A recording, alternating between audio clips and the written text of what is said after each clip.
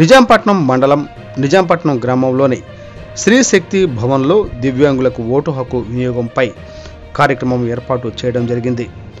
Vote హక్కు ఎలా వినియోగించుకోవాలి, ఏర్పాటు చేసిన వసతుల గురించి మరియు నడవలేని వారికి ఆన్లైన్ నందు సెక్షన్ యాప్ ద్వారా నమోదు చేసుకుంటే బిఎల్ఓలు వచ్చి వెరిఫై చేసుకుని వారికి కావలసిన రవాణా సౌకర్యాలను ఏర్పాటు చేయడం జరుగుతున్నది.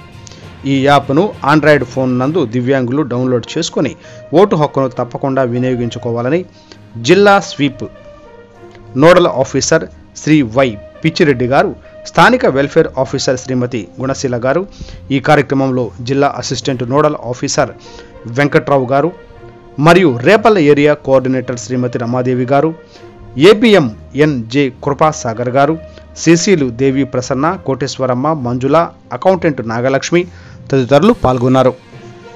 ఒక ఓటు వేసిన తర్వాత మీరు వేసిన ఓటు మరి మీరు అనుకున్న గుర్తుకే పడిందో లేదో తెలుసుకోవాలి కదా. ఎట్లా తెలుస్తుంది? ఇప్పుడు ఈసారి ఎలక్షన్లో పక్కన వీవీ ప్యాట్ అని ఒకటి పెట్టారు. ఇంకొక మిషన్ ఉంటుంది రెండోది. దాంట్లో కనపడుతుంది, మనకు సెల్ ఫోన్లో కనపడినట్టు మీరు ఏ గుర్తు మీద నొక్కారో ఆ గుర్తు అక్కడ 8 సెకండ్లు కనిపిస్తుంది. 8 సెకండ్లు ఆ గుర్తు కనిపిస్తుంది.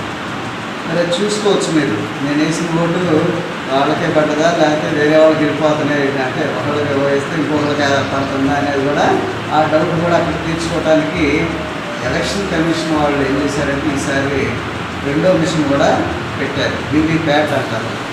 ఆ మిషన్లో మీరు చూసుకోవచ్చు. అది 8 సెకండ్లు కనిపిస్తుంది. అది మీరు ప్రింట్ అయ్యి దాంట్లోనే పడుతుంది. స్లిప్ కూడా మీకు బయటకే పడుతుంది. ఎందుకంటే బయటికి తెచ్చుకుంటే బయట చూపిస్తారు కదా, మళ్ళీ నేను ఫలానా ఓటేసాను అలా బయటకు వచ్చాక చూపిస్తే ఎలా అయితే గొడవలు అవుతాయి కదా, కొట్టుకుంటారు. చెప్పకూడదు, చూపించకూడదు అంటే అది స్లిప్ రాదు, దాంట్లో సీల్ అయ్యి ఉంటాయి. చూసుకోవటం వరకే ఆ మిషన్లో చూసుకోవటం వరకే. అట్లా ఒక ఓటు వేసిన తర్వాత రెండో ఓటు కూడా వేయాలి. మళ్ళీ ఓటేసి ఇంటికి రాకూడదు. ఇంకొక చిన్న కంపార్ట్మెంట్ గది ఉంటుంది. ఆ గదిలోకి వెళ్ళి రెండో ఓటు కూడా నొక్కి రావాలి. ఇది ఓటు వేయాలన్నారు. మరి ఓటు ఎట్లా వేస్తారు అంటే మరి నేను చెప్పేది ఏంటంటే ఎలక్షన్ కమిషన్ కూడా ఎథికల్ అంటే నిజాయితీగా ఓటు వేయాలి.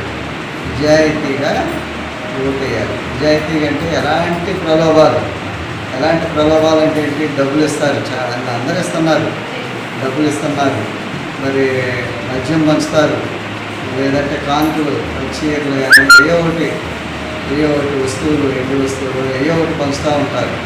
అవి తీసుకోవడం నేరం. తీసుకోకూడదు. తీసుకొని వాళ్ళు చెప్పిన దానికంటే మన ఓటుని అమ్ముకున్నట్టు,